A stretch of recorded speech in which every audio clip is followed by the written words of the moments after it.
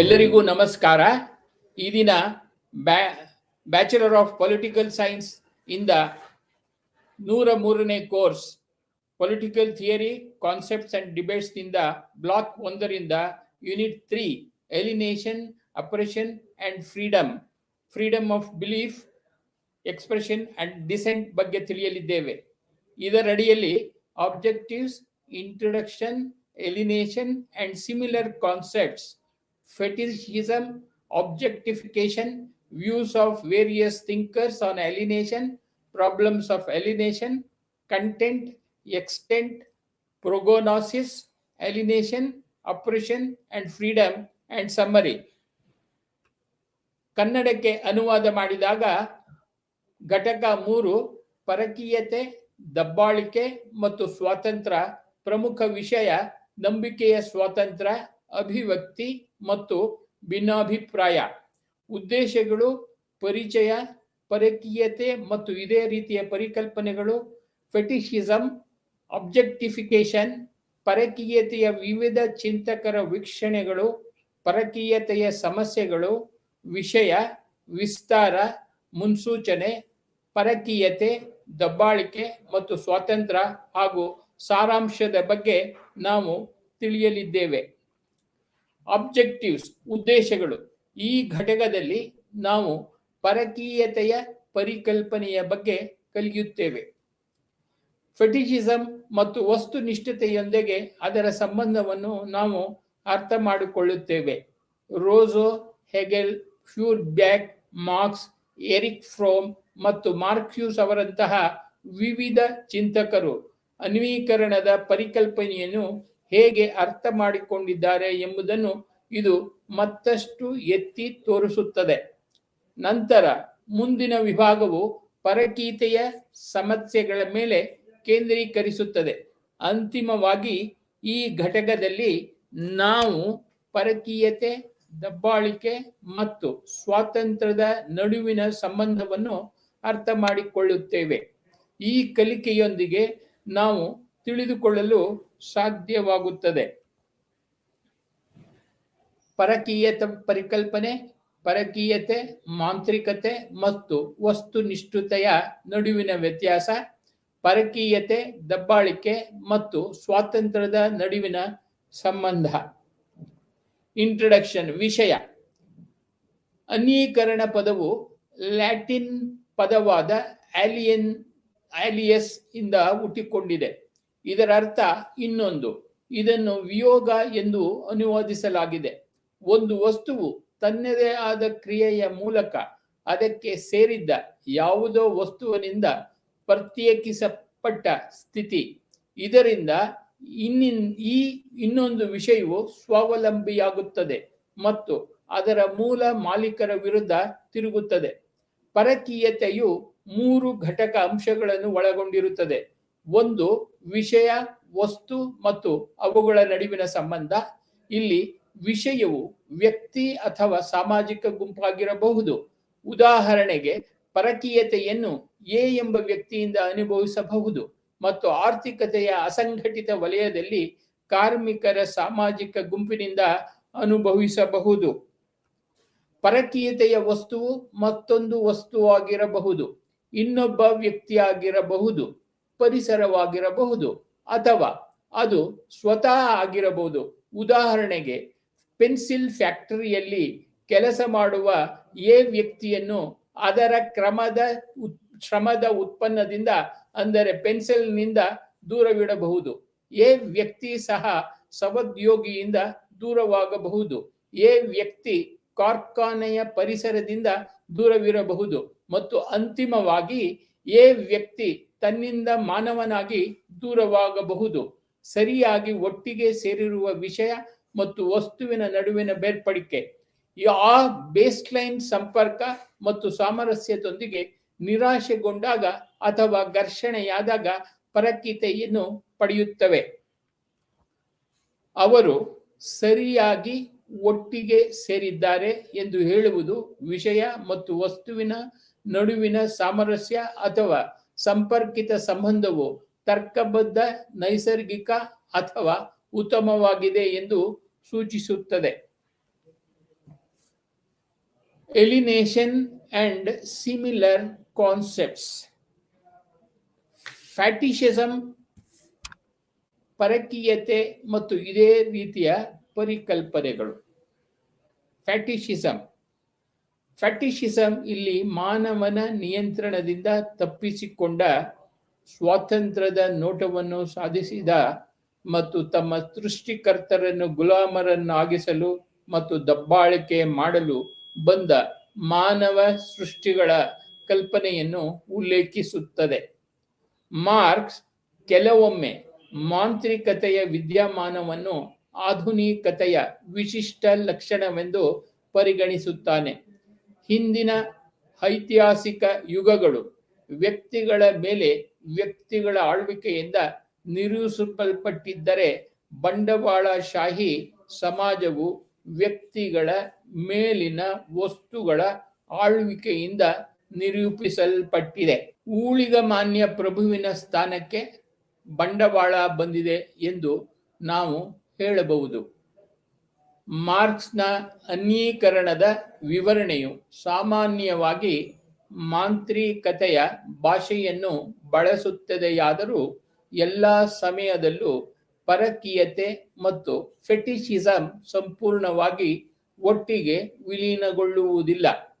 ಉದಾಹರಣೆಗೆ, ಸಮಸ್ಯಾತ್ಮಕ ಬೇರ್ಪಡಿಕೆ ಕೆಲವೊಮ್ಮೆ ಆಧುನಿಕ ವ್ಯಕ್ತಿಗಳು ಮತ್ತು ನೈಸರ್ಗಿಕ ಪ್ರಪಂಚದ ನಡುವೆ ಅಸ್ತಿತ್ವದಲ್ಲಿದೆ ಎಂದು ಹೇಳಲಾಗುತ್ತದೆ, ಏಕೆಂದರೆ ವ್ಯಕ್ತಿಗಳು ತಮ್ಮ ಬಗ್ಗೆ ಯೋಚಿಸುತ್ತಾರೆ ಮತ್ತು ನೈಸರ್ಗಿಕ ಪ್ರಪಂಚದಿಂದ ಪ್ರತ್ಯೇಕಿಸಲ್ಪಟ್ಟಂತೆ ಅಥವಾ ಕತ್ತರಿಸಿದ ಅಥವಾ ದೂರವಾದಂತೆ ವರ್ತಿಸುತ್ತಾರೆ. ಹೀಗಾಗಿ ಅನಿಯಂತ್ರಿತ ರೀತಿಯಲ್ಲಿ ವ್ಯಕ್ತಿಗಳು ನೈಸರ್ಗಿಕ ಪ್ರಪಂಚವನ್ನು ಬಳಸಿಕೊಳ್ಳುತ್ತಾರೆ ಮತ್ತು ಸೂಕ್ತವಾಗುತ್ತಾರೆ. ಹೀಗಾಗಿ ಅನಿಯಂತ್ರಿತ ರೀತಿಯಲ್ಲಿ ವ್ಯಕ್ತಿಗಳು ನೈಸರ್ಗಿಕ ಪ್ರಪಂಚವನ್ನು ಬಳಸಿಕೊಳ್ಳುತ್ತಾರೆ ಮತ್ತು ಸೂಕ್ತವಾಗುತ್ತಾರೆ.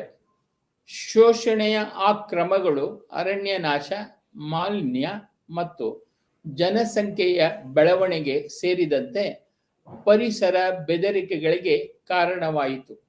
ಇಲ್ಲಿ ಮಾನವ ಕುಲ ಮತ್ತು ಪ್ರಕೃತಿಯ ನಡುವಿನ ಅಸಮರ್ಪಕ ಆಧುನಿಕ ಸಂಬಂಧವು ಪರಕೀಯತೆಯ ಉದಾಹರಣೆಯಂತೆ ಕಾಣುತ್ತದೆ. ಸ್ವಯಂ ಮತ್ತು ಇತರರ ಸಮಸ್ಯಾತ್ಮಕ ಪ್ರತ್ಯೇಕತೆ ಇದೆ, ಆದರೆ ಫೆಟಿಷಿಸಂನ ಕೆಲವು ಕೇಂದ್ರ ಗುಣಲಕ್ಷಣಗಳು ಕಾಣೆಯಾಗಿವೆ. ಅತ್ಯಂತ ಗಮನಾರ್ಹವಾಗಿ, ನೈಸರ್ಗಿಕ ಪ್ರಪಂಚವು ನಮ್ಮ ನಿಯಂತ್ರಣದಿಂದ ತಪ್ಪಿಸಿಕೊಂಡ ಮಾನವ ಸೃಷ್ಟಿಯಲ್ಲ. ಕನಿಷ್ಠ ಅಲ್ಲ, ಏಕೆಂದರೆ ಇದು ಮಾನವ ಸೃಷ್ಟಿಯಲ್ಲ. ಹೆಚ್ಚುವರಿಯಾಗಿ, ಈ ನಿರ್ದಿಷ್ಟ ಪ್ರತ್ಯೇಕತೆಯ ಮಾನವ ಕುಲದ ಮೇಲಿನ ಪ್ರಭಾವವು ಗುಲಾಮಗಿರಿ ಮತ್ತು ದಬ್ಬಾಳಿಕೆಯ ಭಾಷೆಗೆ ತುಂಬಾ ಅನುಕೂಲಕರವಾಗಿ ಹೊಂದಿಕೆಯಾಗುವುದಿಲ್ಲ. ವಾಸ್ತವವಾಗಿ ಏನಾದರೂ ಇದ್ದರೆ, ನೈಸರ್ಗಿಕ ಪ್ರಪಂಚದಿಂದ ನಮ್ಮ ಅನುಚಿತವಾದ ಪ್ರತ್ಯೇಕತೆಯು ನಮ್ಮ ಮೇಲೆ ಪ್ರಕೃತಿಯ ದಬ್ಬಾಳಿಕೆಗಿಂತ ಹೆಚ್ಚಾಗಿ ಪ್ರಕೃತಿಯ ನಮ್ಮ ಕ್ರೂರವಾದ ಸಾಧನದ ಚಿಕಿತ್ಸೆಯಲ್ಲಿ ಅಭಿವ್ಯಕ್ತಿಯನ್ನು ಕಂಡುಕೊಳ್ಳುತ್ತದೆ. 3.2.2 ಆಬ್ಜೆಕ್ಟಿಫಿಕೇಶನ್. ಇದು ಮಾನವ ಕುಲ ಮತ್ತು ನೈಸರ್ಗಿಕ ಪ್ರಪಂಚದ ನಡುವಿನ ವಿರಸನ ಸಂಬಂಧದ ಮಧ್ಯಸ್ಥಿಕೆಯಲ್ಲಿ ಉತ್ಪಾದಕ ಚಟುವಟಿಕೆಯ ಪಾತ್ರವನ್ನು ಸೂಚಿಸುತ್ತದೆ. ಇದರಲ್ಲಿ ಕೆಲಸ ಮಾಡುವ ವಸ್ತುವು ಕೆಲಸಗಾರನಿಗಿಂತ ಹೆಚ್ಚು ಮುಖ್ಯವಾಗುತ್ತದೆ. ಇಲ್ಲಿ ಮಾಡಿದ ಕೆಲಸವು ಕೆಲಸಗಾರನು ಮಾಡುವ ಉಚಿತ ಮತ್ತು ನೈಸರ್ಗಿಕ ಆಯ್ಕೆಯಲ್ಲ. ಅಂತಹ ಪರಿಸ್ಥಿತಿಯಲ್ಲಿ ಕೆಲಸವು ಸ್ವಯಂ ಸಾಕ್ಷಾತ್ಕಾರದ ವಿಧಾನವಲ್ಲ, ಕೆಲಸ ಬಲವಂತವಾಗುತ್ತದೆ. ಉತ್ಪಾದಕ ಚಟುವಟಿಕೆಯು ಪರಕೀಯ ರೂಪವನ್ನು ಪಡೆಯಬಹುದು ಅಥವಾ ಇಲ್ಲದಿರಬಹುದು ಎಂದು ಮಾರ್ಕ್ಸ್ ಸಮರ್ಥಿಸುತ್ತಾರೆ. ಉದಾಹರಣೆಗೆ, ಬಂಡವಾಳಶಾಹಿ ಸಮಾಜಗಳಲ್ಲಿನ ಉತ್ಪಾದಕ ಚಟುವಟಿಕೆ. ಬಲವಂತವಾಗಿ ವಿಶಿಷ್ಟವಾಗಿ ಪರಕೀಯ ರೂಪವನ್ನು ತೆಗೆದುಕೊಳ್ಳುತ್ತದೆ ಎಂದು ಹೇಳಲಾಗುತ್ತದೆ. ಆದರೆ ಆಯ್ಕೆಯ ಮೇಲೆ ಆಧಾರಿತವಾಗಿರುವ ಕಮ್ಯುನಿಸ್ಟ್ ಸಮಾಜಗಳಲ್ಲಿನ ಉತ್ಪಾದಕ ಚಟುವಟಿಕೆಯು ವಿಶಿಷ್ಟವಾಗಿ ಅನೀಕೃತ ಅಥವಾ ಅರ್ಥಪೂರ್ಣ ರೂಪವನ್ನು ತೆಗೆದುಕೊಳ್ಳುತ್ತದೆ ಎಂದು ಊಹಿಸಲಾಗಿದೆ. ಪರಕೀಯತೆ ಮತ್ತು ವಸ್ತುನಿಷ್ಠೀಕರಣವನ್ನು ಸಮೀಕರಿಸುವ ಮೂಲಕ ಕೆಲವು ರೀತಿಯ ಪರಕೀಯತೆಗಳು ವಸ್ತುನಿಷ್ಠತೆಯ ಆಧಾರದ ಮೇಲೆ ಉತ್ಪಾದನಾ ಚಟುವಟಿಕೆಯೊಂದಿಗೆ ಯಾವುದೇ ಸಂಬಂಧವನ್ನು ಹೊಂದಿರುವುದಿಲ್ಲ ಎಂದು ಒಬ್ಬರು ಪ್ರಶಂಸಿಸಲು ವಿಫಲರಾಗುತ್ತಾರೆ. ಅನೇಕ ಬಾರಿ ಒಡಹುಟ್ಟಿದವರ ಪೈಪೋಟಿ ಮತ್ತು ಒತ್ತಡದ ಪರಸ್ಪರ ಸಂಬಂಧಗಳು ಅವರು ತೊಡಗಿಸಿಕೊಂಡಿರುವ ಕೆಲಸದೊಂದಿಗೆ ಯಾವುದೋ ಸಂಬಂಧವನ್ನು ಹೊಂದಿರುವುದಿಲ್ಲ. ಇದು ತಪ್ಪು ಸಂವಹನದ ಪರಿಣಾಮವಾಗಿರಬಹುದು. ಸಂಕ್ಷಿಪ್ತವಾಗಿ ಹೇಳುವುದಾದರೆ, ಮೇಲಿನ ಚರ್ಚೆಯಿಂದ ಮಾಂತ್ರಿಕತೆ ಅಥವಾ ವಸ್ತುನಿಷ್ಠತೆಯು ಪರಕೀಯತೆಗೆ ಸಮಾನವಾಗಿಲ್ಲ ಎಂಬುದು ಸ್ಪಷ್ಟವಾಗುತ್ತದೆ. ಸಮಾನಾರ್ಥಕವಾಗಿರುವುದಕ್ಕಿಂತ ಹೆಚ್ಚಾಗಿ ಈ ಪರಿಕಲ್ಪನೆಗಳು ಭಾಗಶಃ ಅತಿಕ್ರಮಿಸುತ್ತವೆ.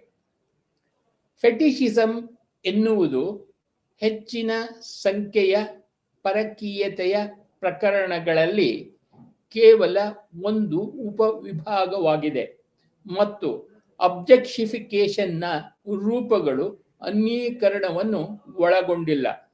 ಉದಾಹರಣೆಗೆ, ಕಮ್ಯುನಿಸ್ಟ್ ಸಮಾಜಗಳಲ್ಲಿನ ಅರ್ಥಪೂರ್ಣ ಕೆಲಸ. ಹಾಗೆಯೇ ಅನ್ಯೀಕರಣದ ರೂಪಗಳು ಉತ್ಪಾದಕ ಚಟುವಟಿಕೆಯ ಹೊರಗೆ ಅಬ್ಜೆಕ್ಟಿಫಿಕೇಶನ್ಗೆ ಯಾವುದೇ ಸ್ಪಷ್ಟ ಸಂಪರ್ಕವಿಲ್ಲ.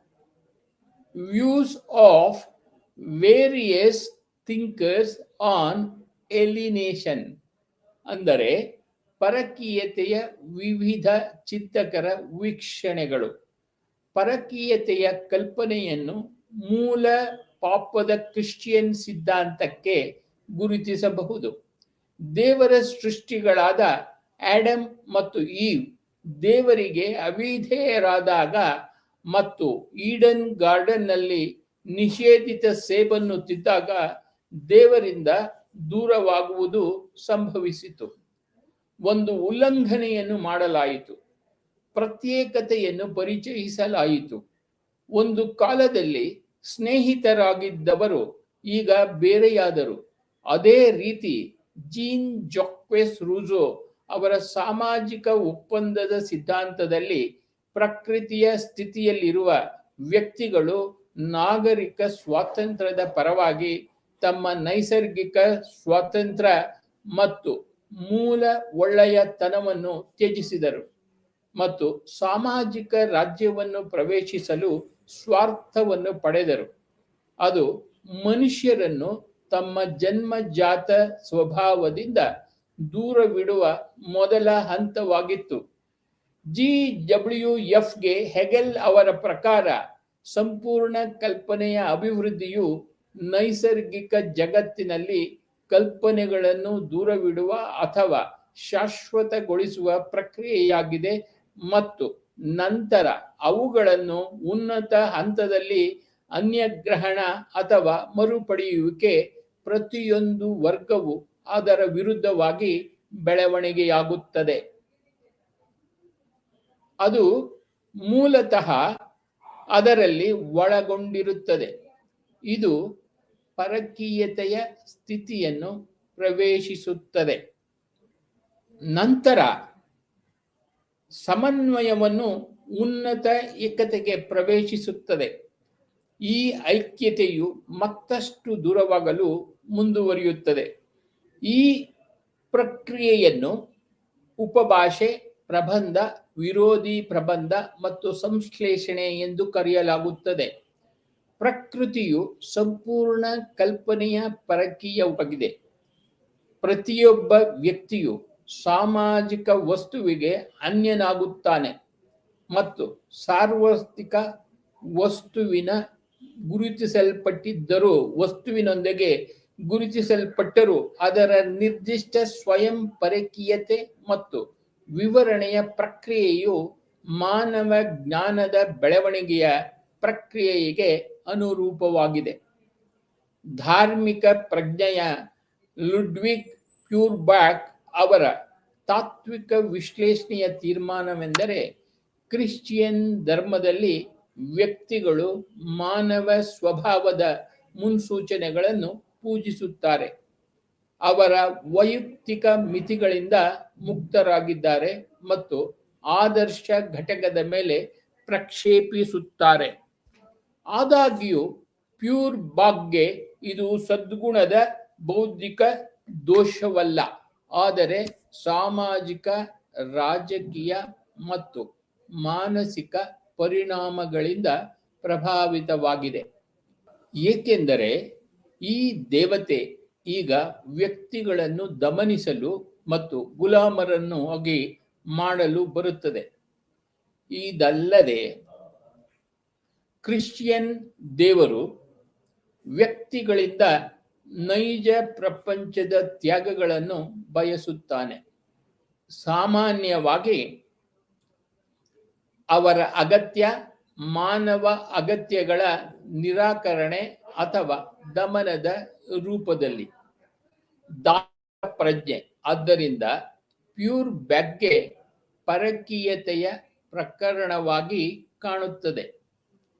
ಅಂದರೆ ವಿಷಯ ಮತ್ತು ವಸ್ತು, ವ್ಯಕ್ತಿಗಳು ಮತ್ತು ಅವರ ಸ್ವಂತ ಮಾನವ ಸ್ವಭಾವದ ನಡುವೆ ಇಲ್ಲಿ ಸಮಸ್ಯಾತ್ಮಕ ಬೇರ್ಪಡಿಕೆ ಇದೆ ಮತ್ತು ಇದು ಮಾನವ ಸೃಷ್ಟಿಯ ರೂಪವನ್ನು ತೆಗೆದುಕೊಳ್ಳುತ್ತದೆ. ದೇವರಲ್ಲಿ ಮೂರ್ತಿವೆತ್ತಿರುವ ಜಾತಿಯ ಕಲ್ಪನೆ ನಮ್ಮ ನಿಯಂತ್ರಣದಿಂದ ತಪ್ಪಿಸಿಕೊಳ್ಳುವುದು, ನೋಟವನ್ನು ಸಾಧಿಸುವುದು ಸ್ವಾತಂತ್ರ್ಯ ಮತ್ತು ವ್ಯಕ್ತಿಗಳನ್ನು ಗುಲಾಮರನ್ನಾಗಿಸಲು ಮತ್ತು ದಬ್ಬಾಳಿಕೆ ಮಾಡಲು ಬರುತ್ತಿದೆ. ಕಾರ್ಲ್ ಮಾರ್ಕ್ಸ್ ಪರಕೀಯತೆಯು ಬಂಡವಾಳಶಾಹಿ ಸಮಾಜಗಳ ಸಾರ್ವತ್ರಿಕ ವಿದ್ಯಮಾನವಾಗಿದೆ ಎಂದು ಪ್ರತಿಪಾದಿಸಿದರು. ಕಾರ್ಮಿಕರನ್ನು ಅವರ ಶ್ರಮದ ಉತ್ಪನ್ನಗಳಿಂದ ದೂರವಿಡುವಲ್ಲಿ ಬೇರೂರಿದೆ. ಬಂಡವಾಳಶಾಹಿಯಲ್ಲಿ ಈ ಉತ್ಪನ್ನಗಳು ಸರಕುಗಳು, ಹಣ ಮತ್ತು ಬಂಡವಾಳದ ರೂಪವನ್ನು ತೆಗೆದುಕೊಳ್ಳುತ್ತವೆ. ಮಾರ್ಕ್ಸ್ಗೆ ಬಂಡವಾಳಶಾಹಿಯನ್ನು ಕಮ್ಯುನಿಸಂನಿಂದ ಬದಲಾಯಿಸುವ ಮೂಲಕ ಮಾತ್ರ ಪರಕೀಯತೆಯನ್ನು ಜಯಿಸಬಹುದು. 1844ರಲ್ಲಿ ಬರೆಯಲ್ಪಟ್ಟ ಮತ್ತು 1932ರಲ್ಲಿ ಪ್ರಕಟವಾದ ಮಾರ್ಕ್ಸ್ನ ಆರ್ಥಿಕ ಮತ್ತು ರಾಜಕೀಯ ಹಸ್ತಪ್ರತಿಗಳ ಪ್ರಭಾವದಿಂದಾಗಿ ಪರಕೀಯತೆಯ ಪರಿಕಲ್ಪನೆಯು 20ನೇ ಶತಮಾನದಲ್ಲಿ ವ್ಯಾಪಕ ಅಂಗೀಕಾರವನ್ನು ಪಡೆಯಿತು. ಕಾರ್ಖಾನೆಯ ಉತ್ಪಾದನೆಯ ಅತ್ಯಂತ ಗಮನಾರ್ಹ ಮತ್ತು ಗೊಂದಲದ ವೈಶಿಷ್ಟ್ಯವೆಂದರೆ ವಿಭಾಗ ದುಡಿಮೆಯ ಹಿಂದೆ, ಅಂದರೆ ಬಂಡವಾಳಶಾಹಿ ಅಸ್ತಿತ್ವಕ್ಕೆ ಬರುವ ಮೊದಲು ಕಾರ್ಮಿಕರ ಸಾಮಾಜಿಕ ವಿಭಾಗವಿತ್ತು. ವಿಭಿನ್ನ ಜನರು ಉತ್ಪಾದನೆ ಮತ್ತು ಕರಕುಶಲತೆಯ ವಿವಿಧ ಶಾಖೆಗಳಲ್ಲಿ ತೊಡಗಿಸಿಕೊಂಡಿದ್ದರು. ಬಂಡವಾಳಶಾಹಿಯೊಂದಿಗೆ ಉತ್ಪಾದನೆಯ ಪ್ರತಿಯೊಂದು ಶಾಖೆಯೊಳಗೆ ಕಾರ್ಮಿಕರ ಸಂಪೂರ್ಣ ವಿಭಜನೆಯು ಹುಟ್ಟಿಕೊಂಡಿತು. ಕಾರ್ಮಿಕರ ಈ ವಿಭಜನೆಯ ಅರ್ಥವೇನೆಂದರೆ, ಕಾರ್ಮಿಕರು ತಮ್ಮ ಮಾನವ ಶಕ್ತಿಗಳ ಒಂದು ಅಥವಾ ಎರಡು ಅಂಶಗಳನ್ನು ಮಾತ್ರ ಅರಿತುಕೊಳ್ಳುವ ಒಂದು ನಿರ್ದಿಷ್ಟ ಕಾರ್ಯಗಳಿಗೆ, ಪರಮಾಣು ಚಟುವಟಿಕೆಗಳ ಸರಣಿಗೆ ತಮ್ಮನ್ನು ತಾವು ಅರ್ಪಿಸಿಕೊಳ್ಳಬೇಕಾಗಿತ್ತು. ಈ ವ್ಯವಸ್ಥೆಯಲ್ಲಿ ಕಾರ್ಮಿಕರು ಉತ್ಪಾದನಾ ಸಾಧನಗಳನ್ನು ಹೊಂದಿರುವ ಬಂಡವಾಳಶಾಹಿಗಳ ಮೇಲೆ ಹೆಚ್ಚು ಅವಲಂಬಿತರಾಗುತ್ತಾರೆ. ಕಾರ್ಮಿಕರಿಗೆ ಬಂಡವಾಳಶಾಹಿಯಿಂದ ಸ್ವತಂತ್ರವಾಗಿ ಬದುಕುವುದು ಅಸಾಧ್ಯವಾಯಿತು. ಕೆಲಸ ಮಾಡುವುದು ಎಂದರೆ ಮಾನವ ಯಂತ್ರಕ್ಕೆ ಇಳಿಸುವುದು, ಕೆಲಸದಿಂದ ವಂಚಿತರಾಗುವುದು ಎಂದರೆ ಜೀವಂತ ಸಾವು. ಶ್ರಮವು ಕೆಲಸಗಾರನಿಗೆ ಬಾಹ್ಯವಾಗಿದೆ ಎಂಬ ಅಂಶವು ಕೆಲಸಗಾರನ ಅಗತ್ಯ ಅಸ್ತಿತ್ವಕ್ಕೆ ಸೇರಿಲ್ಲ. ಆದ್ದರಿಂದ ಕೆಲಸಗಾರನು ತನ್ನ ಕೆಲಸದಲ್ಲಿ ತನ್ನನ್ನು ತಾನು ದೃಢೀಕರಿಸಿಕೊಳ್ಳುವುದಿಲ್ಲ, ಆದರೆ ತನ್ನನ್ನು ತಾನೇ ನಿರಾಕರಿಸುತ್ತಾನೆ, ದುಃಖವನ್ನು ಅನುಭವಿಸುತ್ತಾನೆ ಮತ್ತು ಸಂತೋಷವಾಗಿರುವುದಿಲ್ಲ. ಉಚಿತ ಮಾನಸಿಕ ಮತ್ತು ದೈಹಿಕ ಶಕ್ತಿಗಳನ್ನು ಬೆಳೆಸಿಕೊಳ್ಳುವುದಿಲ್ಲ, ಆದರೆ ಒಬ್ಬರ ಮಾಂಸವನ್ನು ನಾಶಪಡಿಸುತ್ತದೆ ಮತ್ತು ಒಬ್ಬರ ಮನಸ್ಸನ್ನು ಹಾಳು ಮಾಡುತ್ತದೆ. ಆದ್ದರಿಂದ ಕೆಲಸಗಾರನು ತಾನು ಕೆಲಸ ಮಾಡದಿದ್ದಾಗ ಮಾತ್ರ ತನ್ನ ಭಾವನೆಯನ್ನು ಅನುಭವಿಸುತ್ತಾನೆ. ಕೆಲಸಗಾರನು ಕೆಲಸ ಮಾಡುವಾಗ ಅವನು ತನ್ನ ಭಾವನೆಯನ್ನು ಅನುಭವಿಸುವುದಿಲ್ಲ. ಕೆಲಸಗಾರನು ಕೆಲಸ ಮಾಡದಿದ್ದಾಗ ಮನೆಯಲ್ಲಿರುತ್ತಾನೆ ಮತ್ತು ಅವನು ಕೆಲಸ ಮಾಡುವಾಗ ಮನೆಯಲ್ಲಿರುವುದಿಲ್ಲ. ಕಾರ್ಮಿಕರ ಶ್ರಮವು ಸ್ವಯಂ ಪ್ರೇರಿತವಲ್ಲ, ಆದರೆ ಬಲವಂತದ ಕೆಲಸವಾಗಿದೆ. ಆದ್ದರಿಂದ ಇದು ಅಗತ್ಯದ ತೃಪ್ತಿಯಲ್ಲ, ಆದರೆ ಹೊರಗಿನ ಅಗತ್ಯವನ್ನು ಪೂರೈಸುವ ಸಾಧನವಾಗಿದೆ. ಯಾವುದೇ ಭೌತಿಕ ಅಥವಾ ಇತರ ಒತ್ತಾಯಗಳು ಅಸ್ತಿತ್ವದಲ್ಲಿಲ್ಲದ ತಕ್ಷಣ ಪ್ಲೇಗ್ನಂತೆ ಅದನ್ನು ದೂರವಿಡಲಾಗುತ್ತದೆ ಎಂಬ ಅಂಶದಿಂದ ಅದರ ಅನ್ಯ ಲೋಕದ ಪಾತ್ರವು ಗೋಚರವಾಗಿ ನಿರೂಪಿಸಲ್ಪಟ್ಟಿದೆ. ಮಾರ್ಕ್ಸ್ ಪ್ರಕಾರ ಬಂಡವಾಳಶಾಹಿ ಸಮಾಜದಲ್ಲಿ ಕೆಲಸಗಾರನು ಅನುಭವಿಸುವ ಪರಕೀಯತೆಯ 4 ಅಂಶಗಳಿವೆ ಮತ್ತು ಅವುಗಳೆಂದರೆ ಕಾರ್ಮಿಕರ ಉತ್ಪನ್ನದಿಂದ ದೂರವಾಗುವುದು, ಕಾರ್ಮಿಕ ಪ್ರಕ್ರಿಯೆಯಿಂದ ದೂರವಾಗುವುದು, ಸಹ ಮನುಷ್ಯರಿಂದ ದೂರವಾಗುವುದು ಮತ್ತು ಮಾನವ ಸ್ವಭಾವದಿಂದಲೇ ದೂರವಾಗುವುದು, ಕಾರ್ಮಿಕರ ಉತ್ಪನ್ನದಿಂದ ದೂರವಾಗುವುದು. ಆದ್ದರಿಂದ ಇದು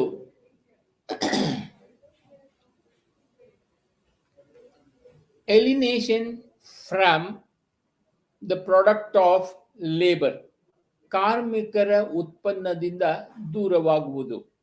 ಕೆಲಸಗಾರನು ಉತ್ಪಾದಿಸುವ ವಸ್ತುವಿನಿಂದ ಕಾರ್ಮಿಕನು ದೂರವಾಗುತ್ತಾನೆ, ಏಕೆಂದರೆ ಅದು ಬಂಡವಾಳಶಾಹಿಯ ಮಾಲೀಕತ್ವದಲ್ಲಿದೆ ಮತ್ತು ವಿಲೇವಾರಿಯಾಗಿದೆ. ಎಲ್ಲ ಸಮಾಜಗಳಲ್ಲಿ ಜನರು ತಾವು ಬಳಸುವ, ವಿನಿಮಯ ಮಾಡಿಕೊಳ್ಳುವ ಅಥವಾ ಮಾರಾಟ ಮಾಡುವ ವಸ್ತುಗಳನ್ನು ಉತ್ಪಾದಿಸಲು ತಮ್ಮ ಸೃಜನಶೀಲ ಸಾಮರ್ಥ್ಯಗಳನ್ನು ಬಳಸುತ್ತಾರೆ. ಆದಾಗ್ಯೂ ಬಂಡವಾಳಶಾಹಿಯ ಅಡಿಯಲ್ಲಿ ಇದು ಒಂದು ಪರಕೀಯ ಚಟುವಟಿಕೆಯಾಗುತ್ತದೆ, ಏಕೆಂದರೆ ಕೆಲಸಗಾರನು ಉತ್ಪಾದಿಸುವ ವಸ್ತುಗಳನ್ನು ಜೀವಂತವಾಗಿಡಲು ಅಥವಾ ಮತ್ತಷ್ಟು ಉತ್ಪಾದಕ ಚಟುವಟಿಕೆಯಲ್ಲಿ ತೊಡಗಿಸಿಕೊಳ್ಳಲು ಕೆಲಸಗಾರನು ಬಳಸಲಾಗುವುದಿಲ್ಲ. ಕೆಲಸಗಾರನ ಅಗತ್ಯಗಳು ಎಷ್ಟೇ ಹತಾಶವಾಗಿದ್ದರೂ ಅದೇ ಕೈಗಳು ಉತ್ಪಾದಿಸಿದ ಮೇಲೆ ಕೈ ಹಾಕಲು ಕಾರ್ಮಿಕರಿಗೆ ಪರವಾನಗಿ ನೀಡಬೇಡಿ, ಏಕೆಂದರೆ ಕಾರ್ಮಿಕರ ಎಲ್ಲ ಉತ್ಪನ್ನಗಳು ಇನ್ನೊಬ್ಬರ ಆಸ್ತಿ. ಕಾರ್ಮಿಕರು ಏನನ್ನು ಉತ್ಪಾದಿಸುತ್ತಾರೋ ಅದರಿಂದ ಕೆಲಸಗಾರನ ವಿಮುಖತೆಯು ತೀವ್ರಗೊಳ್ಳುತ್ತದೆ ಎಂದು ಮಾರ್ಕ್ಸ್ ವಾದಿಸಿದರು, ಏಕೆಂದರೆ ಕಾರ್ಮಿಕರ ಉತ್ಪನ್ನಗಳು ವಾಸ್ತವವಾಗಿ ಕಾರ್ಮಿಕರ ಮೇಲೆ ಪ್ರಾಬಲ್ಯ ಸಾಧಿಸಲು ಪ್ರಾರಂಭಿಸುತ್ತವೆ. alienation from the labor process, ಪರಕೀಯತೆಯ 2ನೇ ಅಂಶ ಮಾರ್ಕ್ಸ್ ಉತ್ಪಾದನಾ ಪ್ರಕ್ರಿಯೆಯ ಮೇಲೆ ನಿಯಂತ್ರಣದ ಕೊರತೆಯನ್ನು ಗುರುತಿಸಿತು. ಕೆಲಸಗಾರರಿಗೆ ಅವರು ಕೆಲಸ ಮಾಡುವ ಪರಿಸ್ಥಿತಿಗಳು ಮತ್ತು ಕೆಲಸವನ್ನು ಹೇಗೆ ಆಯೋಜಿಸಲಾಗಿದೆ ಮತ್ತು ಅದು ಕಾರ್ಮಿಕರನ್ನು ದೈಹಿಕವಾಗಿ ಮತ್ತು ಮಾನಸಿಕವಾಗಿ ಹೇಗೆ ಪರಿಣಾಮ ಬೀರುತ್ತದೆ ಎಂಬುದರ ಕುರಿತು ಯಾವುದೇ ಹೇಳಿಕೆಯನ್ನು ಹೊಂದಿಲ್ಲ. ಕೆಲಸದ ಪ್ರಕ್ರಿಯೆಯ ಮೇಲಿನ ಈ ನಿಯಂತ್ರಣದ ಕೊರತೆಯು ಕೆಲಸಗಾರನ ಸೃಜನಾತ್ಮಕವಾಗಿ ಕೆಲಸ ಮಾಡುವ ಸಾಮರ್ಥ್ಯವನ್ನು ಅದರ ವಿರುದ್ಧವಾಗಿ ಪರಿವರ್ತಿಸುತ್ತದೆ.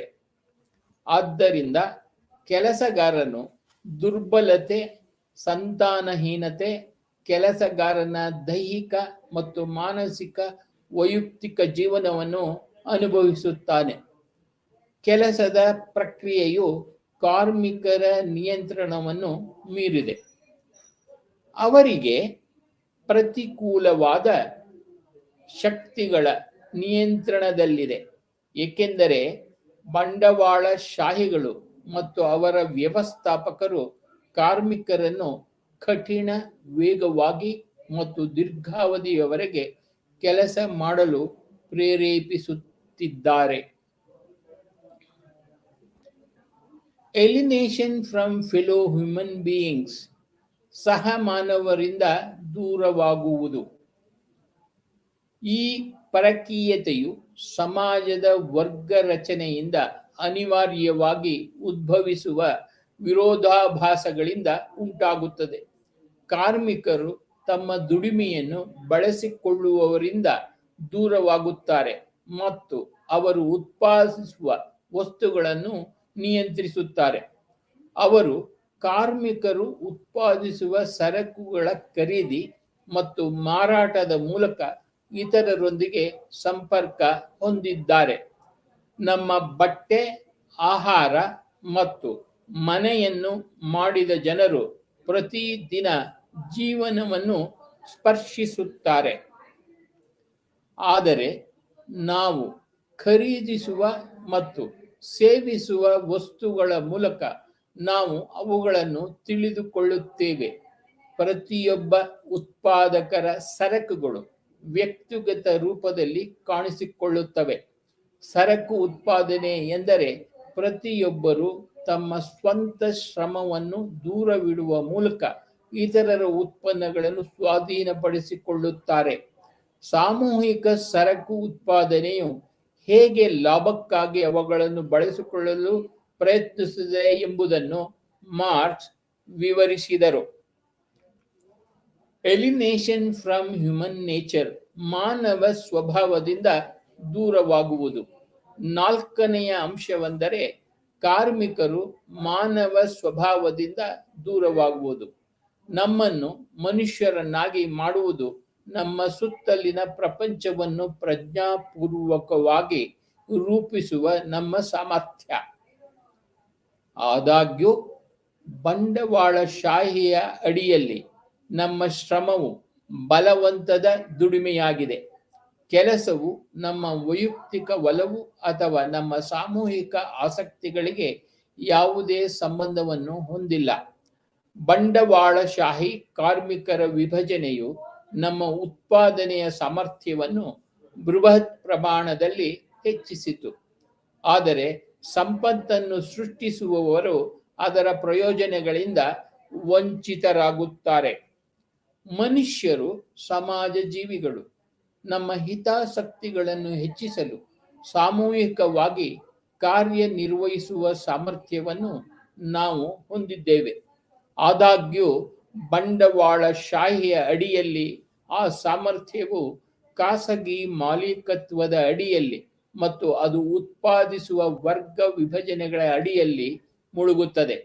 ಆದಾಗ್ಯೂ ಪಾಶ್ಚಿಮಾತ್ಯ ಮಾರ್ಕ್ಸವಾದಿಗಳ ಕೈಯಲ್ಲಿ ಪರಕೀಯತೆಯ ಸಿದ್ಧಾಂತವು ಆದರ್ಶವಾದಿ ಸಿದ್ಧಾಂತಗಳೊಂದಿಗೆ ಬೆರೆತು ಹೋಯಿತು. ಇದು ಸಮಾಜದ ಸಂಘಟನೆಗಿಂತ ಮನೋವಿಜ್ಞಾನದ ಪರಿಭಾಷೆಯಲ್ಲಿ ಪರಕೀಯತೆಯನ್ನು ವಿವರಿಸುತ್ತದೆ. 1950ರ ದಶಕದ ಅಂತ್ಯದಲ್ಲಿ ಹೊರಹೊಮ್ಮಿದ ಹೊಸ ಎಡವು ಸ್ಟಾಲಿನಿಸಂನ ಸಿದ್ಧಾಂತ ಮತ್ತು ಅಭ್ಯಾಸದ ವಿರುದ್ಧ ಪ್ರತಿಕ್ರಿಯಿಸಿತು. ಆದರೆ ಹೊಸ ಎಡಕ್ಕೆ ಸಂಬಂಧಿಸಿದ ಕೆಲವು ಬರಹಗಾರರು ಮಾರ್ಕ್ಸ್ವಾದಿ ಮಗುವನ್ನು ಸ್ಟಾಲಿನಿಸ್ಟ್ ಸ್ಥಾನದ ನೀರಿನಿಂದ ಹೊರಹಾಕಿದರು. ಅವರು ಮಾರ್ಕ್ಸ್ವಾದದ ಕೆಲವು ಕೇಂದ್ರೀಯ ಅಂಶಗಳನ್ನು ತ್ಯಜಿಸಿದರು.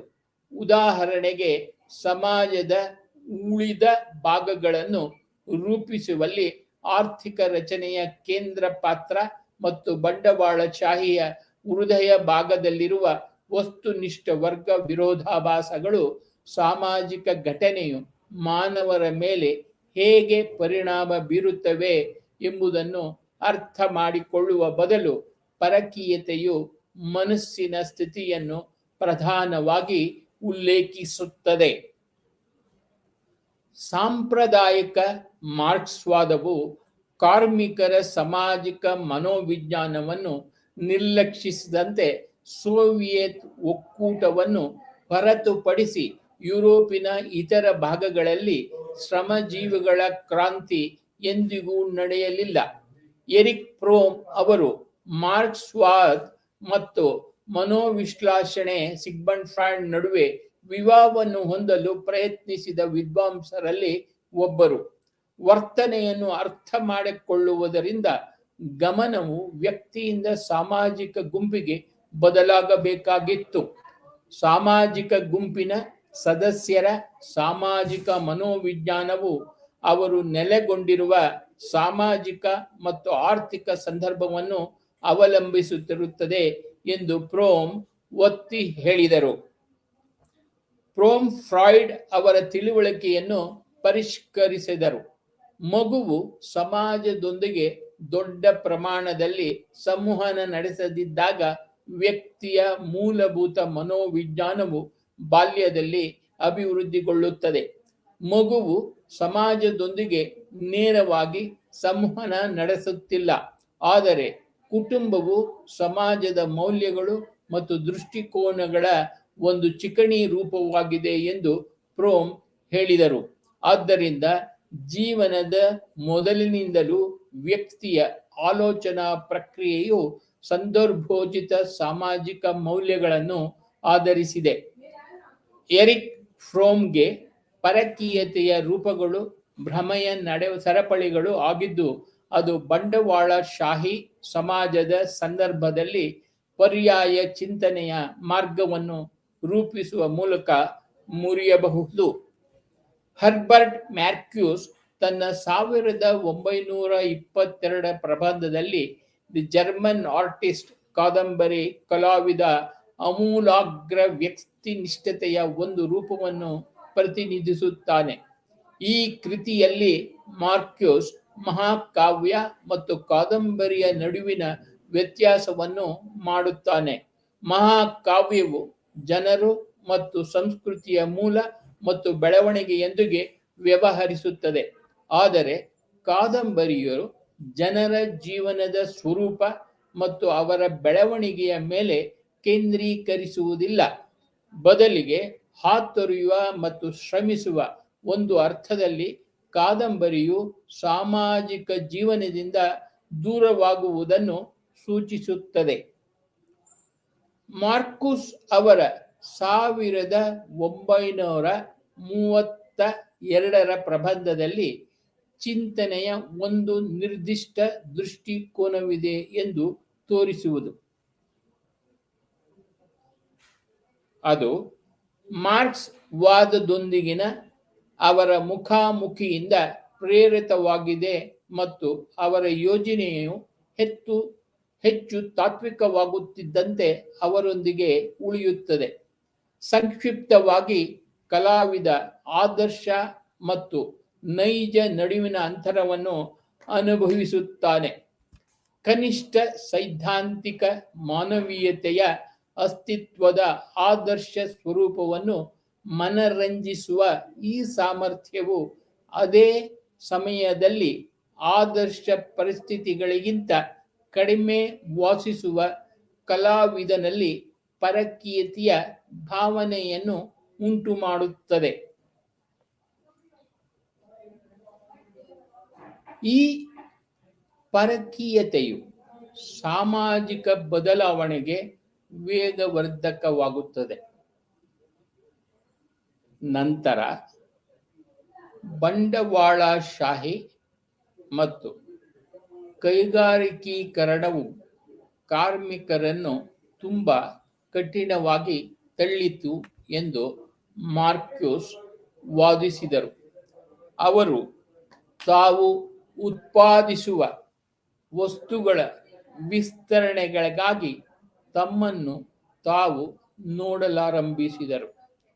ಶ್ರೀಮಂತ ಸಮೂಹ ತಾಂತ್ರಿಕ ಸಮಾಜಗಳು ಸಂಪೂರ್ಣವಾಗಿ ನಿಯಂತ್ರಿಸಲ್ಪಡುತ್ತವೆ ಮತ್ತು ಕುಶಲತೆಯಿಂದ ಕೂಡಿರುತ್ತವೆ ಎಂದು ಅವರು ವಾದಿಸುತ್ತಾರೆ. ಸಾಮೂಹಿಕ ಉತ್ಪಾದನೆ ಮತ್ತು ಸಾಮೂಹಿಕ ವಿತರಣೆಯನ್ನು ಆಧರಿಸಿದ ಸಮಾಜಗಳಲ್ಲಿ ವೈಯಕ್ತಿಕ ಕೆಲಸಗಾರನು ಅವರ ಸರಕುಗಳ ಗ್ರಾಹಕನಾಗಿದ್ದಾನೆ. ಆಧುನಿಕ ಬಂಡವಾಳಶಾಹಿಯ ಸುಳ್ಳು ಅಗತ್ಯಗಳನ್ನು ಮತ್ತು ಸರಕುಗಳ ಬಳಕೆಗೆ ಸಜ್ಜಾಗಿರುವ ಸುಳ್ಳು ಪ್ರಜ್ಞೆಯನ್ನು ಸೃಷ್ಟಿಸಿದೆ.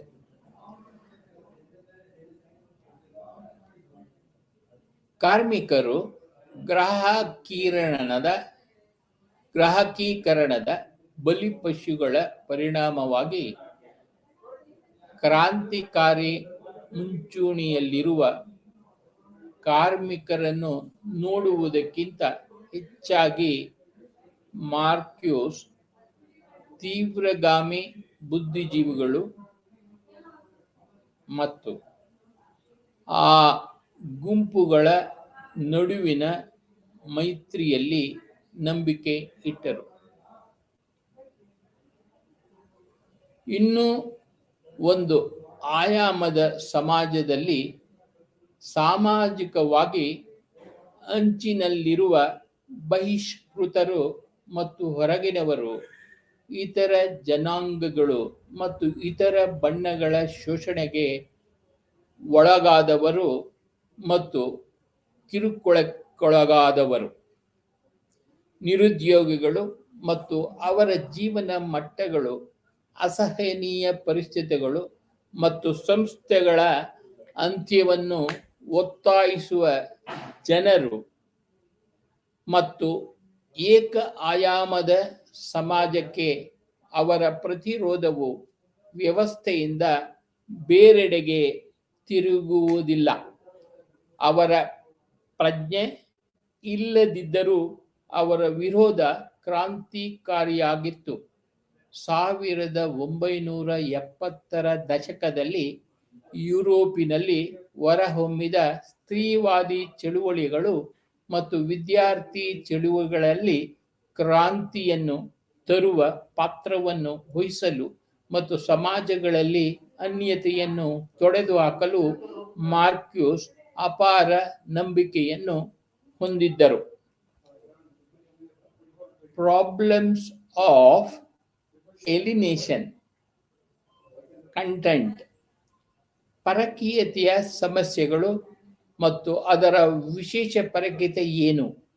ಪರಕೀಯತೆಯ ನಿಜವಾದ ಸೂಚಕಗಳು ಯಾವುವು ಎಂದು ನಾವು ನೋಡಿಕೊಂಡಾಗ, ಅಸ್ತಿತ್ವದಲ್ಲಿರುವ ಕೆಲಸವನ್ನು ಸರಿಯಾಗಿ ಅನ್ಯೀಕರಿಸಲಾಗಿದೆಯೇ, ಬಲವಂತವಾಗಿ ನಿರಾಶೆಗೊಳಿಸುವ ಸ್ವಯಂ ಸಾಕ್ಷಾತ್ಕಾರ, ಇತರರ ಅಗತ್ಯಗಳನ್ನು ಪೂರೈಸಲು ಉದ್ದೇಶಿಸಿಲ್ಲ ಮತ್ತು ಇತರರಿಂದ ಸೂಕ್ಷ್ಮವಾಗಿ ಪ್ರಶಂಸಿಸಲಾಗಲಿಲ್ಲ ಎಂದು ಮಾತ್ರ ನಿರ್ಣಯಿಸಬೇಕಾಗಿದೆ.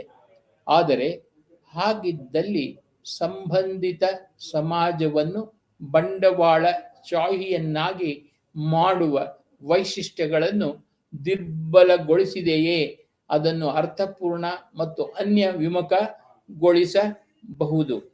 ಈ ಪ್ರಾಯೋಗಿಕ ಮತ್ತು ಅರೆ ಪ್ರಾಯೋಗಿಕ ಸಮಸ್ಯೆಗಳ ಮೇಲೆ ಪರಿಗಣಿಸಲಾದ ತೀರ್ಪಿನಂತಹ ಯಾವುದನ್ನಾದರೂ ತಲುಪಲು ಇತರ ಸಮಸ್ಯೆಗಳ ನಡುವೆ ಮಾನವ ಸ್ವಭಾವ ಮತ್ತು ಅಸ್ತಿತ್ವದಲ್ಲಿರುವ ಸಾಮಾಜಿಕ ಪ್ರಪಂಚದ ಸಂಯೋಜನೆ ಮತ್ತು ಕಾರ್ಯನಿರ್ವಹಣೆಯ ಕೆಲವು ಸಂಕೀರ್ಣವಾದ ವಾಸ್ತವಿಕ ಮೌಲ್ಯ ಮಾಪನಗಳನ್ನು ಸ್ಪಷ್ಟವಾಗಿ ಅಗತ್ಯವಿದೆ.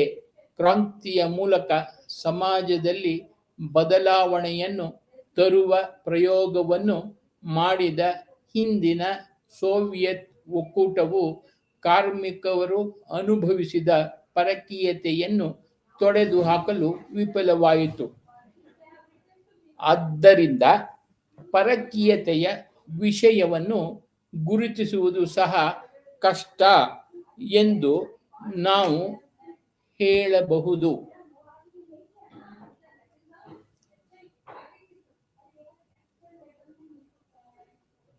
ಮೂರು 4.2 ವಿಸ್ತಾರ. ಜನರು ಎದುರಿಸುತ್ತಿರುವ ಪರಕೀಯತೆಯ ಮಟ್ಟವು ಹೆಚ್ಚು ಸಂದರ್ಭೋಚಿತವಾಗಿದೆ. ಮೊದಲನೆಯದಾಗಿ, ಕೆಲಸದಲ್ಲಿ ಪರಕೀಯತೆಯನ್ನು ಒಳಗೊಂಡಂತೆ ಅನ್ಯೀಕರಣದ ಕೆಲವು ವ್ಯವಸ್ಥಿತ ರೂಪಗಳು ಮಾನವ ಸಮಾಜದ ಸಾರ್ವತ್ರಿಕ ಲಕ್ಷಣವಲ್ಲ. ಎರಡನೆಯದಾಗಿ, ಕನಿಷ್ಠ ಕೆಲವು ವ್ಯವಸ್ಥಿತ ರೂಪಗಳ ಪರಕೀಯತೆ, ಬಹುಶಃ ಧಾರ್ಮಿಕ ಪರಕೀಯತೆ ಸೇರಿದಂತೆ, ಬಂಡವಾಳಶಾಹಿ ಪೂರ್ವ ಸಮಾಜಗಳಲ್ಲಿ ವ್ಯಾಪಕವಾಗಿ ಹರಡಿವೆ. ಮತ್ತು ಮೂರನೆಯದಾಗಿ, ಬಂಡವಾಳಶಾಹಿ ಪೂರ್ವ ಸಮಾಜಗಳಿಗಿಂತ ಸಮಕಾಲೀನ ಬಂಡವಾಳಶಾಹಿ ಸಮಾಜಗಳಲ್ಲಿ ವ್ಯವಸ್ಥಿತವಾದ ಪರಕೀಯತೆಯ ರೂಪಗಳು ಹೆಚ್ಚಿವೆ. ಯಾವುದೇ ನಿರ್ದಿಷ್ಟ ಸಂದರ್ಭದಲ್ಲಿ ಪರಕೀಯತೆ ಅಸ್ತಿತ್ವದಲ್ಲಿದೆ ಎಂಬುದನ್ನು ಅಳೆಯುವುದು ತುಂಬಾ ಕಷ್ಟ.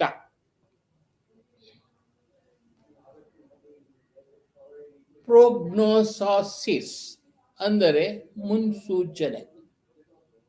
ಕಮ್ಯುನಿಸ್ಟ್ ಸಮಾಜವು ಕೆಲಸದಲ್ಲಿ ಪರಕೀಯತೆಯಂತಹ ಕೆಲವು ವ್ಯವಸ್ಥಿತ ರೂಪಗಳ ಪರಕೀಯತೆಯಿಂದ ಮುಕ್ತವಾಗಿರುತ್ತದೆ ಎಂದು ಮಾರ್ಕ್ಸ್ ಭವಿಷ್ಯ ನುಡಿದರು. ಕಮ್ಯುನಿಸಂ ಬಗ್ಗೆ ಮಾರ್ಕ್ಸ್ನ ದೃಷ್ಟಿಕೋನವು ಬಹು ಮುಖ್ಯವಾಗಿ ಅದು ಬಂಡವಾಳಶಾಹಿ ಸಮಾಜದ ಸಾಮಾಜಿಕ ಸಂಬಂಧಗಳು ಎಂಬ ತೀರ್ಪಿನ ಮೇಲೆ ನಿಂತಿದೆ ಮತ್ತು ಅದರ ವಸ್ತು ಮತ್ತು ತಾಂತ್ರಿಕ ವ್ಯವಸ್ಥೆಗಳಲ್ಲ. ಇದು ವ್ಯವಸ್ಥಿತ ರೂಪದ ಪರಕೀಯತೆಗೆ ಕಾರಣವಾಗಿದೆ. ಉದಾಹರಣೆಗೆ, ವಿಜ್ಞಾನ, ತಂತ್ರಜ್ಞಾನ ಮತ್ತು ಕೈಗಾರಿಕೀಕರಣದ ಅಸ್ತಿತ್ವವು ಅನ್ಯತೆಯ ಸಾಮಾಜಿಕ ಮತ್ತು ಮಾನಸಿಕ ಅಸ್ಪೃಶ್ಯತೆಗಳ ಮೂಲದಲ್ಲಿಲ್ಲ. ಆದರೆ ಬಂಡವಾಳಶಾಹಿಯಲ್ಲಿ ಆ ಅಂಶಗಳು ಹೇಗೆ ಸಂಘಟಿತವಾಗಿರುತ್ತದೆ ಮತ್ತು ಕಾರ್ಯನಿರ್ವಹಿಸುತ್ತದೆ ಎಂದು ಅವರು ಹೇಳುತ್ತಾರೆ. ಸಮಾಜ ಅಂದರೆ ಒಂದು ನಿರ್ದಿಷ್ಟ ವರ್ಗ ವಿಭಜನೆಯನ್ನು ಆಧರಿಸಿದ ಸಮಾಜ. ಉತ್ಪಾದಕರು ತಮ್ಮ ಶ್ರಮ ಶಕ್ತಿಯನ್ನು ಮಾರಾಟ ಮಾಡುವ ಮೂಲಕ ಉತ್ಪಾದನಾ ಸಾಧನಗಳನ್ನು ಮಾತ್ರ ಪ್ರವೇಶಿಸಬಹುದು ಮತ್ತು ಇದರಲ್ಲಿ ಉತ್ಪಾದನೆ ಮತ್ತು ಹೆಚ್ಚಿನವು ಲಾಭಕ್ಕಾಗಿ ಪಶ್ಚಾತ್ತಾಪವಿಲ್ಲದ ಹುಡುಕಾಟದಿಂದ ನಡೆಸಲ್ಪಡುತ್ತದೆ. ಬಂಡವಾಳದ ಸಂಪುಟ ಒಂದರಲ್ಲಿ ಸಮಯ ಮತ್ತು ಅನುಭವದ ಮೂಲಕ ಯಂತ್ರೋಪಕರಣಗಳು ಮತ್ತು ಅದರ ಉದ್ಯೋಗವನ್ನು ಬಂಡವಾಳದಿಂದ ಪ್ರತ್ಯೇಕಿಸಲು ಮತ್ತು ತಮ್ಮ ದಾಳಿಯನ್ನು ನಿರ್ದೇಶಿಸಲು ಕಲಿತ ಕಾರ್ಮಿಕರನ್ನು ಮಾರ್ಕ್ಸ್ ಅನುಮೋದಿಸುವಂತೆ ಬರೆಯುತ್ತಾರೆ. ಆದರೆ ಉತ್ಪಾದನೆಯ ವಸ್ತು ಸಾಧನಗಳ ವಿರುದ್ಧ ಅಲ್ಲ, ಅವುಗಳನ್ನು ಬಳಸಲಾಗುತ್ತದೆ. ಇದು ಅವರ ದೃಷ್ಟಿಕೋನವಾಗಿದ್ದರೆ, ಮಾರ್ಕ್ಸ್ ಕಮ್ಯುನಿಸ್ಟ್ ಸಮಾಜವು ಅದರ ಖಾತೆಯಲ್ಲಿ ಅದೇ ರೀತಿಯಲ್ಲಿ ತಾಂತ್ರಿಕವಾಗಿ ಮುಂದುವರಿದ ಮತ್ತು ಕೈಗಾರಿಕಾ ಈ ರೀತಿಯ ಪರಕೀಯತೆಯನ್ನು ತಪ್ಪಿಸಬಹುದೆಂದು ಸೂಚಿಸಲು ಸಾಧ್ಯವಿಲ್ಲ. ಈ ಸಲಹೆಯು ಆಶ್ಚರ್ಯಕರವಾಗಿ ಆಶಾವಾದಿಯಾಗಿದೆ. ಉದಾಹರಣೆಗೆ, ಬಂಡವಾಳಶಾಹಿ ವರ್ತಮಾನದಲ್ಲಿ ಯಂತ್ರೋಪಕರಣಗಳನ್ನು ಅಳವಡಿಸಿಕೊಳ್ಳುವ ಕತ್ತಲೆಯಾದ ಫಲಿತಾಂಶಗಳ ನಡುವಿನ ಗಣನೀಯ ಅಂತರವು ಅಲ್ಲಿ ಅದು ಕಾರ್ಯಗಳ ಪುನರಾವರ್ತನೆಯನ್ನು ಹೆಚ್ಚಿಸುತ್ತದೆ, ಪ್ರತಿಭೆಯನ್ನು ಸಂಕುಚಿತಗೊಳಿಸುತ್ತದೆ, ಡೆಸ್ಕಲಿಂಗ್ ಅನ್ನು ಉತ್ತೇಜಿಸುತ್ತದೆ ಇತ್ಯಾದಿ, ಮತ್ತು ಅದರ ಅಳವಡಿಕೆಯ ಪ್ರಕಾಶಮಾನವಾದ ಭರವಸೆ ಎಂದು ಮಾರ್ಕ್ಸ್ ವಿಶ್ವಾಸ ಹೊಂದಿದ್ದಾರೆ. ಕಮ್ಯುನಿಸ್ಟ್ ಭವಿಷ್ಯದಲ್ಲಿ ಅಲ್ಲಿ ಅದು ನಮ್ಮನ್ನು ಸೃಜನಾತ್ಮಕವಲ್ಲದ ಕಾರ್ಯಗಳಿಂದ ಮುಕ್ತಗೊಳಿಸುತ್ತದೆ, ಹೆಚ್ಚಿನ ಸಂಪತ್ತನ್ನು ಸೃಷ್ಟಿಸುತ್ತವೆ, ಸರ್ವಾಂಗೀಣ ಸಾಮರ್ಥ್ಯಗಳನ್ನು ಅಭಿವೃದ್ಧಿಪಡಿಸುತ್ತದೆ ಮತ್ತು ಹೀಗೆ ಸುಲಭವಾಗಿ ಸೇತುವೆಯಾಗುತ್ತದೆ. ಆದಾಗ್ಯೂ ಸಮಾಜವಾದಿ ಸಮಾಜದ ಭವಿಷ್ಯದ ಆಕಾರದ ಬಗ್ಗೆ ಯಾವುದೇ ಗಂಭೀರವಾದ ವಿವರಗಳಲ್ಲಿ ಹೇಳಲು ಮಾರ್ಕ್ಸ್ನ ಹಿಂಜರಿಕೆಯು ಸಂಪೂರ್ಣವಾಗಿ ತೆಗೆದುಹಾಕದಿದ್ದಲ್ಲಿ ಎಷ್ಟು ನಿಖರವಾಗಿ ದೂರವಾಗುವುದನ್ನು ಕಡಿಮೆ ಮಾಡುತ್ತದೆ ಎಂಬುದರ ಕುರಿತು ಯಾವುದೇ ಗಂಭೀರ ಚರ್ಚೆಯನ್ನು ನೀಡುವುದನ್ನು ತಡೆಯುತ್ತದೆ. 3.5 ಎಲಿನೇಷನ್, ಅಪ್ರೆಷನ್ ಅಂಡ್ ಫ್ರೀಡಮ್. ಪರಕೀಯತೆ, ದಬ್ಬಾಳಿಕೆ ಮತ್ತು ಸ್ವಾತಂತ್ರ್ಯ. ಸಮಾಜದಲ್ಲಿ ಅಸ್ತಿತ್ವದಲ್ಲಿರುವ ಸೌಹಾರ್ದತೆಗೆ ಭಂಗ ತಂದರೆ ಬೇರ್ಪಡುವಿಕೆಗಳು ಸಮಸ್ಯಾತ್ಮಕವಾಗಿರುತ್ತವೆ ಮತ್ತು ಪ್ರತ್ಯೇಕತೆಗಳು ಸ್ವಯಂ ಸಾಕ್ಷಾತ್ಕಾರವನ್ನು ಸುಗಮಗೊಳಿಸಿದರೆ ಸಮಸ್ಯೆಯಿಲ್ಲ. ಸ್ವಯಂ ಸಾಕ್ಷಾತ್ಕಾರವನ್ನು ಇಲ್ಲಿ ಉತ್ತಮ ಜೀವನದ ಕೇಂದ್ರ ಭಾಗವಾಗಿ ಅರ್ಥೈಸಿಕೊಳ್ಳಲಾಗಿದೆ ಮತ್ತು ವ್ಯಕ್ತಿಯ ಅಗತ್ಯ ಮಾನವ ಗುಣಲಕ್ಷಣಗಳ ಅಭಿವೃದ್ಧಿ ಮತ್ತು ನಿಯೋಜನೆಯಲ್ಲಿ ಒಳಗೊಂಡಿರುತ್ತದೆ. ಆದರೆ ವ್ಯಕ್ತಿಯ ಅಗತ್ಯ ಮಾನವ ಗುಣಲಕ್ಷಣಗಳನ್ನು ರೂಪಿಸುವುದು ಹೆಚ್ಚು ಚರ್ಚಾಸ್ಪದವಾಗಿದೆ. ಆದ್ದರಿಂದ ಪರಕೀಯತೆಯು ಅಗತ್ಯ ಮಾನವ ಸ್ವಭಾವವನ್ನು ಮೀರಿ ತನ್ನನ್ನು ತಾನು ಕಂಡುಕೊಳ್ಳಬೇಕು. ಪರಕೀಯತೆ ಇದು ಒಂದು ಸಂದರ್ಭದಲ್ಲಿ ಸಮಸ್ಯಾತ್ಮಕವಾಗಿದೆಯೇ ಅಥವಾ ಇಲ್ಲದಿದ್ದರೆ ಅದು ದಬ್ಬಾಳಿಕೆ ಮತ್ತು ಸ್ವಾತಂತ್ರ್ಯದೊಂದಿಗಿನ ಅದರ ಸಂಬಂಧದಿಂದ ನಿರ್ಧರಿಸಲ್ಪಡುತ್ತದೆ. ಸಮಾಜದಲ್ಲಿ ವಿಕಸನಗೊಳ್ಳಲು ದಬ್ಬಾಳಿಕೆಯ ಉಪಸ್ಥಿತಿಯು ಪೂರ್ವಾಪೇಕ್ಷಿತವಾಗಿದೆ. ಉದಾಹರಣೆಗೆ, ಬಂಡವಾಳಶಾಹಿ ಪೂರ್ವ ಸಮಾಜಗಳಲ್ಲಿ ಪುರೋಹಿತರಿಂದ ಸಾಮಾನ್ಯ ವಿಷಯಗಳ ದಬ್ಬಾಳಿಕೆಯ ಉಪಸ್ಥಿತಿಯು ದೇವರಿಂದ ಸಾಮಾನ್ಯ ಜನರನ್ನು ದೂರವಿರಿಸಲು ಕಾರಣವಾಯಿತು. ಅದು ಅವರ ಸ್ವಂತ ಸೃಷ್ಟಿ. ಅದೇ ರೀತಿ ಬಂಡವಾಳಶಾಹಿ ಸಮಾಜಗಳಲ್ಲಿ ಬಂಡವಾಳಶಾಹಿಗಳಿಂದ ಕಾರ್ಮಿಕರ ಅನಿಯಂತ್ರಿತ ಶೋಷಣೆಯು ಕಾರ್ಮಿಕರನ್ನು ದೂರವಿಡಲು ಕಾರಣವಾಗುತ್ತದೆ.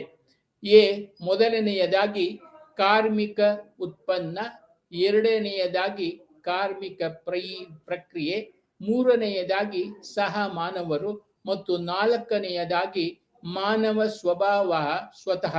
ಒಂದು ದೃಷ್ಟಿಕೋನದಿಂದ ಈ ಹಿಂದೆ ಉಲ್ಲೇಖಿಸಲಾಗದ ಈ ಎರಡು ಘಟನೆಗಳು ವ್ಯಕ್ತಿಗಳ ನಡುವಿನ ಸಾಮರಸ್ಯ, ಏಕತೆ ಮತ್ತು ಸಂಬಂಧವನ್ನು ಛಿದ್ರಗೊಳಿಸದ ಕಾರಣ ಸಮಸ್ಯಾತ್ಮಕವಾಗಿದೆ.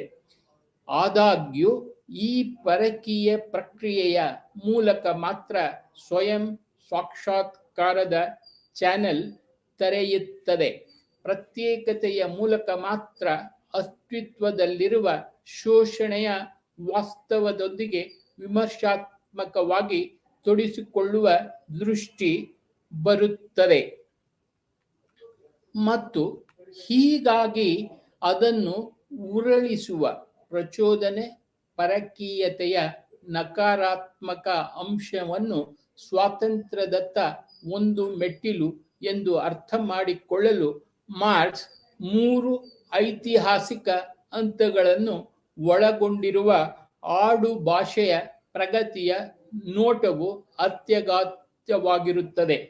ಮೊದಲನೆಯದಾಗಿ, ಬಂಡವಾಳಶಾಹಿ ಪೂರ್ವ ಸಮಾಜಗಳು ಭಿನ್ನಾಭಿಪ್ರಾಯವಿಲ್ಲದ ಏಕತೆಯ ಹಂತವನ್ನು ಸಾಕಾರಗೊಳಿಸುತ್ತದೆ ಎಂದು ಹೇಳಲಾಗುತ್ತದೆ.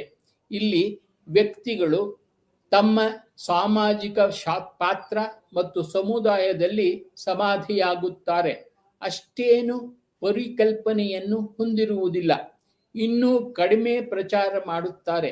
ಅವರ ಸ್ವಂತ ಗುರುತು ಮತ್ತು ಆಸಕ್ತಿಗಳನ್ನು ವಿಶಾಲ ಸಮುದಾಯದಿಂದ ಪ್ರತ್ಯೇಕಿಸಬಹುದು. ಎರಡನೆಯ, ಬಂಡವಾಳಶಾಹಿಗಳು ಸಮಾಜಗಳು ವಿಭಿನ್ನವಾದ ಅನೈಕ್ಯತೆಯ ಹಂತವನ್ನು ಸಾಕಾರಗೊಳಿಸುತ್ತದೆ ಎಂದು ಹೇಳಲಾಗುತ್ತದೆ. ಇಲ್ಲಿ ಸ್ವಾತಂತ್ರ್ಯ ಮತ್ತು ಪ್ರತ್ಯೇಕತೆಯು ಮೇಲುಗೈ ಸಾಧಿಸುತ್ತದೆ ಮತ್ತು ವ್ಯಕ್ತಿಗಳು ತಮ್ಮನ್ನು ಮಾತ್ರ ಕಾಳಜಿ ವಹಿಸುತ್ತಾರೆ. ವಿಶಾಲ ಸಮುದಾಯದ ಗುರುತು ಮತ್ತು ಹಿತಾಸಕ್ತಿಗಳ ಬಗ್ಗೆ ಯೋಚಿಸುವುದಿಲ್ಲ. ವಾಸ್ತವವಾಗಿ ಅವರು ವಿಶಿಷ್ಟವಾಗಿ ಪ್ರತ್ಯೇಕಿಸಲ್ಪಟ್ಟಿದ್ದಾರೆ ಮತ್ತು ನಂತರದ ಕಡೆಗೆ ಅಸಡ್ಡೆ ಅಥವಾ ಪ್ರತಿಕೂಲತೆಯನ್ನು ಹೊಂದಿರುತ್ತಾರೆ. ಮೂರನೆಯದಾಗಿ, ಭವಿಷ್ಯದಲ್ಲಿ ಕಮ್ಯುನಿಸ್ಟ್ ಸಮಾಜಗಳು ವಿಭಿನ್ನ ಏಕತೆಯ ಹಂತವನ್ನು ಸಾಕಾರಗೊಳಿಸುತ್ತವೆ ಎಂದು ಮಾರ್ಕ್ಸ್ ಭವಿಷ್ಯ ನುಡಿದರು. ಇಲ್ಲಿ ಸಮುದಾಯ ಮತ್ತು ಪ್ರತ್ಯೇಕತೆಯ ಅಪೇಕ್ಷಣೀಯ ಆವೃತ್ತಿಗಳು ಒಟ್ಟಿಗೆ ಬೆಳೆಯುತ್ತದೆ. ವಾಸ್ತವವಾಗಿ ಅವರ ಹೊಸ ರೂಪಗಳಲ್ಲಿ ಸಾಮುದಾಯಿಕ ಮತ್ತು ವೈಯಕ್ತಿಕ ಗುರುತುಗಳು ಮತ್ತು ಕೋಮು ಮತ್ತು ವೈಯಕ್ತಿಕ ಹಿತಾಸಕ್ತಿಗಳಲ್ಲಿ ಪರಸ್ಪರ ಪೂರ್ವಭಾವಿಯಾಗಿ ಮತ್ತು ಬಲಪಡಿಸುತ್ತದೆ. ಪ್ರಸ್ತುತ ಸಂದರ್ಭದಲ್ಲಿ ನಿರ್ಣಾಯಕ ಹಂತವು ಎರಡನೆಯದು. ಇದು ಪರಕೀಯತೆಯ ಹಂತವಾಗಿದೆ. ಕಮ್ಯುನಿಸ್ಟ್ ಸಮಾಜದಲ್ಲಿ ಉನ್ನತ ವಿಭಿನ್ನ ಏಕತೆಯಲ್ಲಿ ಸಮನ್ವಯದ ಮೊದಲು ಸರಳವಾದ ಏಕತೆಯಿಂದ ಹೊರಹೊಮ್ಮುವ ವಿಘಟನೆಯ ಹಂತ. ಇದು ಪ್ರಸ್ತುತ ಬಂಡವಾಳಶಾಹಿ ಸಮಾಜಗಳ ಹಂತವಾಗಿದ್ದು, ಅವರ ಸಾಮಾಜಿಕ ಪಾತ್ರ ಮತ್ತು ಸಮುದಾಯದಿಂದ ವ್ಯಕ್ತಿಗಳ ಸಮಸ್ಯಾತ್ಮಕ ಪ್ರತ್ಯೇಕತೆಯನ್ನು ಒಳಗೊಂಡಿರುತ್ತದೆ. ಮೊದಲ ಹಂತದಲ್ಲಿ ಬಂಡವಾಳಶಾಹಿ ಪೂರ್ವ ಸಮಾಜಗಳಲ್ಲಿ ಸಮಸ್ಯಾತ್ಮಕ ಸಂಬಂಧವಿದೆ, ಆದರೆ ಯಾವುದೇ ಪ್ರತ್ಯೇಕತೆ ಇಲ್ಲ. ಮತ್ತು ಮೂರನೇ ಹಂತದಲ್ಲಿ ಭವಿಷ್ಯದ ಕಮ್ಯುನಿಸ್ಟ್ ಸಮಾಜಗಳ ಪ್ರತ್ಯೇಕತೆ ಇದೆ, ಆದರೆ ಇದು ಸಮಸ್ಯಾತ್ಮಕಕ್ಕಿಂತ ಆರೋಗ್ಯಕರವಾಗಿದೆ. ಪರಕೀಯತೆಯ ಈ ಎರಡನೆಯ ಹಂತದಲ್ಲಿ ಮೌಲ್ಯದ ಯಾವುದೋ ಒಂದು ನಷ್ಟ ಅಥವಾ ಕೊರತೆ ಇದೆ. ಸ್ಥೂಲವಾಗಿ ಹೇಳುವುದಾದರೆ, ಅವರ ಸಾಮಾಜಿಕ ಪಾತ್ರ ಮತ್ತು ಸಮುದಾಯಕ್ಕೆ ವ್ಯಕ್ತಿಗಳ ಬಾಂಧವ್ಯದ ನಷ್ಟ ಅಥವಾ ಕೊರತೆ. ಅನ್ಯೀಕರಣದ ಕ್ಷಣವು ಅದರ ಎಲ್ಲ ನಕಾರಾತ್ಮಕ ಲಕ್ಷಣಗಳಿಂದಾಗಿ ಉತ್ತಮ ವೈಯಕ್ತಿಕತೆ ಹೊರಹೊಮ್ಮುವಿಕೆಯಲ್ಲಿ ಒಳಗೊಂಡಿರುತ್ತದೆ ಎಂದು ಮಾರ್ಕ್ಸ್ ಗುರುತಿಸುತ್ತಾನೆ. ಅದು ಸರಿಯಾದ ಸಮಯದಲ್ಲಿ ಮತ್ತು ಅದರ ಐತಿಹಾಸಿಕ ಮೂಲದ ಮಿತಿಗಳಿಂದ ಮುಕ್ತವಾಗಿದೆ. ಕಮ್ಯುನಿಸ್ಟ್ ನಲ್ಲಿ ಮಾನವ ಸಮಾಜ ಪ್ರವರ್ಧಮಾನಕ್ಕೆ ಕೇಂದ್ರವಾಗುತ್ತದೆ. ಉದಾಹರಣೆಗೆ, ವಸಾಹತುಶಾಹಿ ಅವಧಿಯಲ್ಲಿ ಬ್ರಿಟಿಷ್ ಸಾಮ್ರಾಜ್ಯಶಾಹಿಗಳ ಶೋಷಣೆಯು ಅಂತಹ ಹಂತವನ್ನು ತಲುಪಿತು. ಇದರಲ್ಲಿ ಬ್ರಿಟಿಷರು ಬೋಧಿಸಿದಂತೆ ಭಾರತೀಯರು ತಮ್ಮ ಕೀಳಿರಿಮೆಯನ್ನು ಆಂತರಿಕಗೊಳಿಸಿಕೊಂಡರು. ಇದು ಪರಕೀಯತೆಯ ಹಂತವಾಗಿತ್ತು.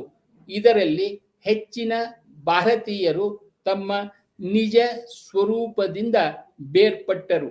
ಆದಾಗ್ಯೂ ಈ ಪರಕೀಯತೆಯಲ್ಲಿ ಮಾತ್ರ ಮೋಹನದಾಸ್ ಕರಮಚಂದ್ ಗಾಂಧಿ ವಸಾಹತುಶಾಹಿಯ ನಿಜವಾದ ಶೋಷಣೆಯ ರಚನೆಯನ್ನು ಮತ್ತು ಅದನ್ನು ವಿರೋಧಿಸುವ ಶಕ್ತಿಯನ್ನು ನೋಡಬಲ್ಲರು. ಯಾವುದೇ ರೀತಿಯ ಸುಧಾರಣೆಯನ್ನು ತರಲು ವೈಯಕ್ತಿಕ ಮಟ್ಟದಲ್ಲಿಯೂ ಸಹ ಸುಧಾರಣೆಯ ವಿಷಯದಿಂದ ಸುಧಾರಕನ ಪರಕೀಯತೆ ಬೇರ್ಪಡುವಿಕೆ ಅಗತ್ಯ ಎಂದು ಗಾಂಧಿ ದೃಢವಾಗಿ ನಂಬಿದ್ದರು. ಅಸ್ತಿತ್ವದಲ್ಲಿರುವ ಸಂಬಂಧವನ್ನು ಪ್ರೀತಿಸುವ ಕುರುಡನಾಗಿದ್ದರೆ ಸುಧಾರಣೆಯ ವ್ಯಾಪ್ತಿಯು ಶಾಶ್ವತವಾಗಿ ಮುಚ್ಚಲ್ಪಡುತ್ತದೆ. ತನ್ನ ಬಾಲ್ಯದ ಗೆಳೆಯ ಶೇಖ್ ಮೆಹತಾಬನ ಕೆಟ್ಟ ಅಭ್ಯಾಸಗಳನ್ನು ಸುಧಾರಿಸಲು ಸಾಧ್ಯವಾಗದಿದ್ದಾಗ ಗಾಂಧಿಯವರು ಇದನ್ನು ತಮ್ಮ ಜೀವನದ ಆರಂಭದಲ್ಲಿಯೇ ಅರಿತುಕೊಂಡರು. ಹೀಗಾಗಿ ಪರಕೀಯತೆಯು ದಬ್ಬಾಳಿಕೆಯ ಉತ್ಪನ್ನವಾಗಿ ಹೆಚ್ಚಾಗಿ ಸಂಬಂಧಿಸಿದ್ದರೂ ಸಹ ಪರಕೀಯತೆಯು ಸ್ವಾತಂತ್ರ್ಯದ ಕಡೆಗೆ ಒಂದು ಮೆಟ್ಟಿಲು ಎಂದು ನಾವು ತೀರ್ಮಾನಿಸಬಹುದು.